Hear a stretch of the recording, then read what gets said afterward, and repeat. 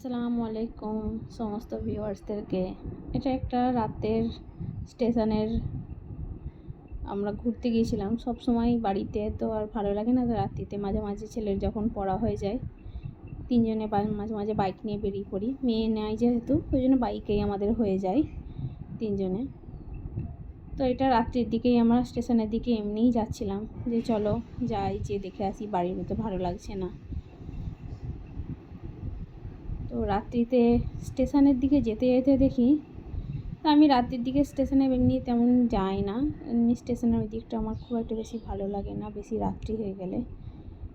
যেয়ে দেখি স্টেশনেতে বাবা, মানুষের প্যাসেঞ্জারের থেকে কি প্যাসেঞ্জার দেখো এখানে, আমার ছেলে বলছে।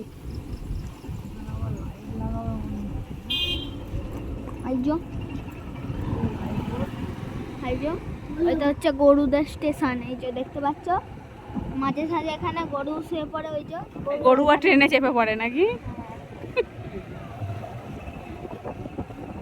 এই যে আর একটা প্যাসেঞ্জার অনেকগুলো আছে রে, এদের আরও আছে। এই যে এখানে একজন ওয়েট করছে আবার।